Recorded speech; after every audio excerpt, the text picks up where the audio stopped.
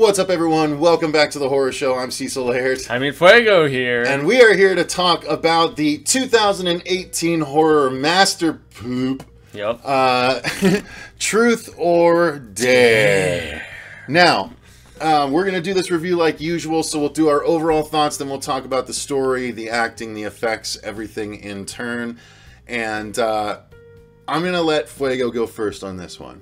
Truth or Dare, aka poor man's final destination of terrible smiling silliness with bad acting, lame kills that presumably were a little bit better in the uncut version, but I didn't watch the PG-13 version, so I don't know. Horrible character logic. I didn't like this movie. Maybe I was a little harsh on it initially. There's worse stuff out there, but Blumhouse typically does not take a squat like they did with this movie, and for that reason I was very disappointed. But I haven't seen Friend Request yet, and I think that was also another Blumhouse one I've heard pretty bad things about. I did not like our lead character very much. I didn't really like anybody in this movie, to be fair, to be honest. There's subplots about the creepy father, just so much unnecessariness, and it felt unoriginal and uninspired to me. So there you go. Okay. That's a mouthful. I definitely don't think it's a great movie. You bought it. I can't believe you bought it. I actually did purchase this movie because I enjoyed it well enough going into it with such low expectations, having heard so many people rip on it for so long at this point. I had very small level of hope for it, and honestly, it surpassed what I hoped for because it was kind of, I was like, okay, if you're gonna make a horror movie out of Trick or Treat, out of Truth or Dare, then this is kind of a way you could do it in that sort of 80s witchboard rules style. Yeah, tying it in with the kids going to the church and all. Yeah, exactly. I mean, there's stupid conceits galore in 80s movies that are, you know, that this one is sort of like. True. And honestly, I didn't actually mind the characters as much as you seem to. I really like Tyler Posey, who was the main lead in the Teen Wolf series. The short-haired girl? Or? No, the guy. Oh, okay. The guy that... So was he the one the two girls were kind of like, both like, fighting over almost a little bit? He was dating Blondie, and then short-haired liked him. Okay. Yeah, that's the guy from Teen Wolf. Oh, man, and one scene in that where, my heart's with her, but then after he did, Dare, blah, blah, I was like, that scene was so dumb. Anyway. There was a lot of dumb scenes, but again, I think if it had been written a little bit better, it actually might have been passable. Yeah. I know but I like the idea that once you play the game, well, we'll get into it, but overall, I didn't hate it as much as everyone else did. I definitely don't think it's a great movie, but it was worth buying on Black Friday for $6 or $7, whatever it ended up being. I thought, because again, I knew I might want to watch it again somewhere down the line. I'm going to pay $4 to rent it down the line, so I might as well just spend the extra $2 to have it. But I used the Redbox promo code, so I didn't even pay for it.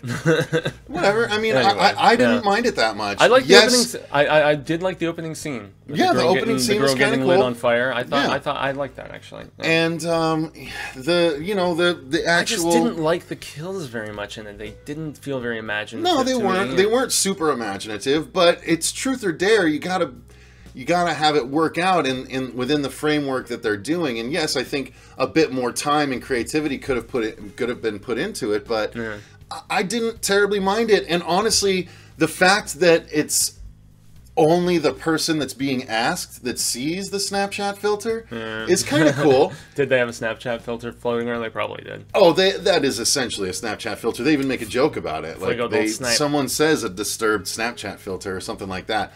But, I didn't particularly mind it. I think it does look creepy. That's the whole thing that ties into my elongated mouth thing that bothers me so much.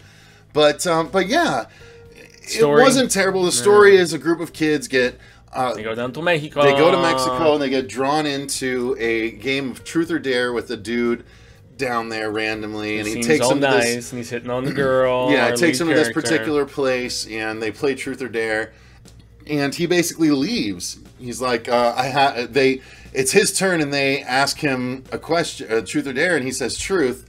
and they're like, "What are your intentions with our girl here?" And I really liked this scene. Actually, he's that like, part where he lays it out. Yeah, he's like, "Well, I needed someone with friends that I could come here and bring here to play this game, so I wouldn't die." Essentially, and I'm like, she looked vulnerable at the bar, and blah blah blah blah. I loved that scene. I was like, "That's really cool." Like, I dug it. I don't know. Shoot me, guys. I don't care. No, sometimes just being entertained is all I ask, and it's not great, but it was entertaining enough for me to have purchased it. I wouldn't recommend anyone go and rush out and see this by any stretch, but if you can watch it free like Fuego did, I don't think it's a complete waste of time to watch it once. It's not a huge glowing review. I'd rather watch any of the Final Destination movies. I'd rather read Chain Letter by Kristopher Pike. I don't know. I mean, nonetheless, I was not a fan. If we're going to segue into the acting, I thought Blondie was pretty good, actually. And she was the one who felt like she had more backstory, especially with the whole father connection and stuff, than pretty much any of the other characters in it. I agree. Even more so than our main character. Big time, actually, yeah. And although I didn't like the way they wrote in the connection, with the father. I like that, actually. Did you? Yeah. I was worried what that reveal was going to be, and I actually thought it was appropriate enough to land where it did. I don't know. Yeah, I felt like they gave Blondie the most dramatic resonance and like the most of an arc of all the characters, because she is kind of honing it up initially and everything, and you think dude from Teen Wolf, like you said, is going to end up with one character as opposed to her, and we're not going to spoil anything, obviously. But yeah, she felt like she had the most to chew on dramatically, even more so, like we said, than the main character. All the supporting players, the Asian friend. I mean, there's a lot of stereotypes in this movie, like big time stereotypes. The whole conflict with the father aspect with the Asian character, that is cliched and done to death at this point. The whole schmuck asshole guy who has the incident at the pool hall, really hated his character and his acting. I know that's the way he was written, but it's tough where you don't.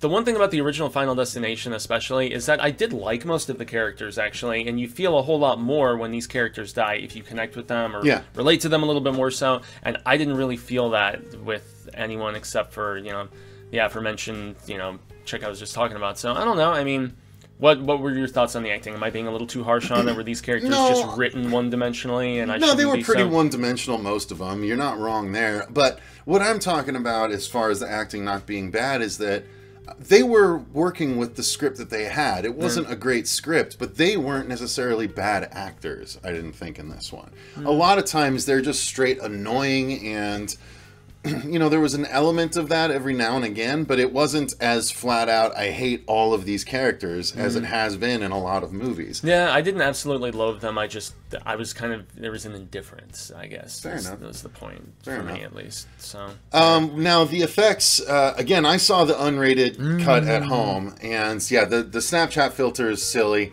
but it doesn't look, it doesn't look good. It doesn't look terrible. It doesn't look good.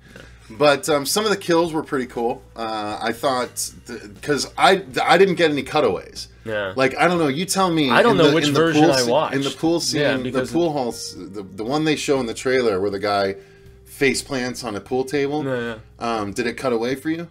Dang. Because in mine, it didn't. Like, you saw like him hit and the neck like actually snap as it goes down. I saw that too. So I guess I did watch the unrated version then. Did you watch it at home? I did. Watch it I think that's all they. Well, no, they said it came with both. I'm not sure if you have to select theatrical or not. I think at the very beginning they were like choose which cut to watch, and there was like the uncut versus the PG-13 theatrical. So yeah, because I didn't mind it. I don't know if I got a little more gore than everyone else or not, but I didn't mind it.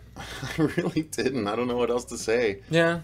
It's not one I'm going to go back to super regularly, but it is one I might go back to every couple of years, every 3-4 years maybe. Because I'm like, oh yeah, there was that one movie they made about Truth or Dare. That was kind of cool. Yeah. Just like, I don't have it yet, but I need to get the straight-to-DVD movie with Jeffrey Combs, Would You Rather? Just because it's someone making an actual horror movie out of that game that I know so well. So I'm easy to please when it comes sometimes, guys. Yeah, especially if you bought Deep Blue Sea too.